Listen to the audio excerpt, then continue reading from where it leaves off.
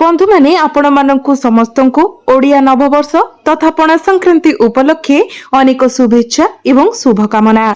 बंधु माने आजिरो एही भिडियोटी धनुराशि व्यक्ति विशेष मानक पई बहुत गुरुत्वपूर्ण अटे, बहुत ही खास अटे। तेणु भिडियोटी को आपण शेष पर्यंत निश्चय देखंतु, कारण एही पवित्र ओडिया नववर्ष ठारू अर्थात पणा संक्रांति ठारू आपणक जीवन रे एक बड़ परिवर्तन आसीबाको जाउछि।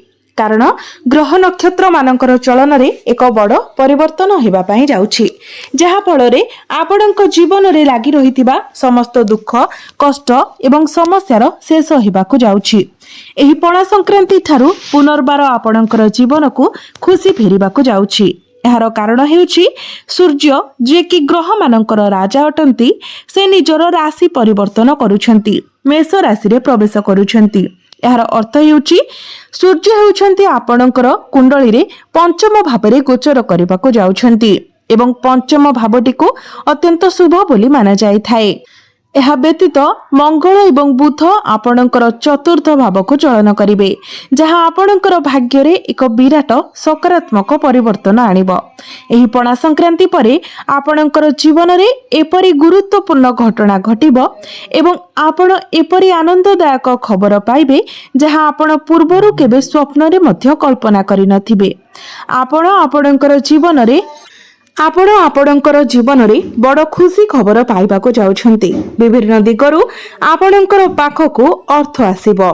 तेबे बंधु माने आसंतु आपणकर जीवन रे केउ सब बड़ परिवर्तन गुडिक एही पणा संक्रांति ठारू आसीबाको जाउछि से विषय जानिबा। तेबे ता पूर्वरु जदि आपणकर धनु राशि होइथिबे वीडियोटी को लाइक करी चैनल टी को सब्सक्राइब करंतु एवं कमेंट बॉक्स रे भक्ति एवं श्रद्धार सहित जय बजरंग बाली निश्चय लिखंतु।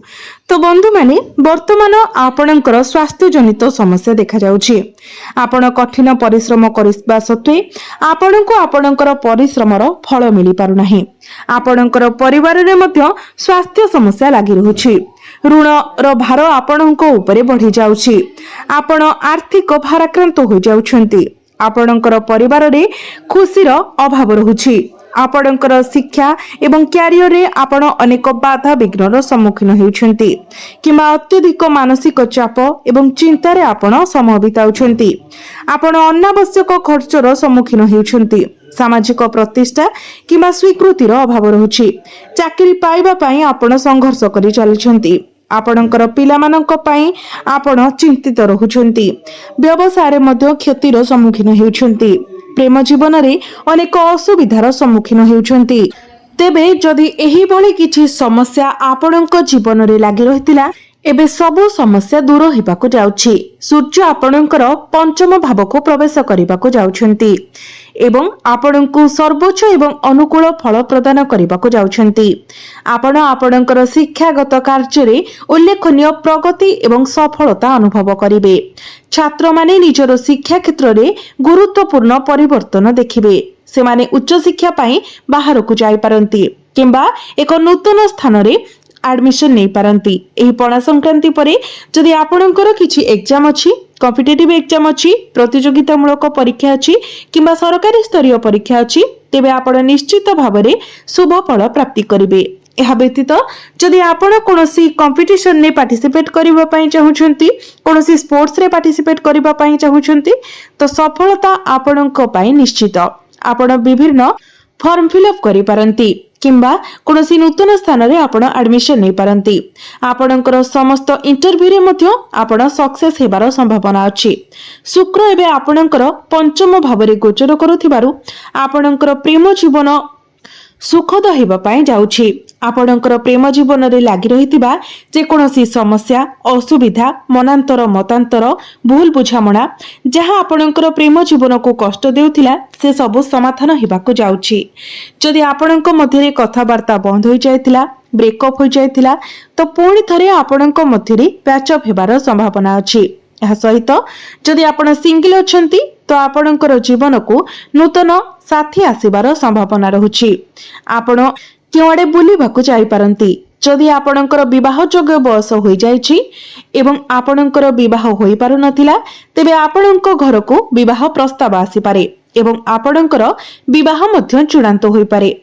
कारण आपणक राशि शासक ग्रह गुरु वर्तमान आपणकर सप्तम भाव में मार्गी चलन करुछंती, जहा फल आपणकर विवाह योग खोली जाउछि।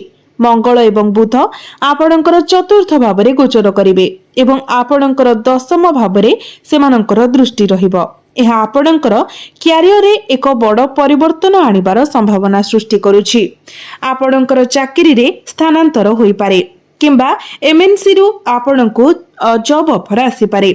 सबठारु गुरुत्वपूर्ण कथा हेउछि सूर्य वर्तमान आपणकर पंचम भाव में उच्चस्थ हेबा पई जाउछंती। एही पणा संक्रांति दिन आपणको दीर्घ सीमा धरी नियुक्ति अपेक्षा करिथिबा व्यक्ति माने नूतन चाकरी पाई पारंती। तेणु आपण निज तरफरु चेष्टा जारी रखंतु। कार्य संबंधी उद्देश्य पई आपण विदेश यात्रा मध्य करि पारंती।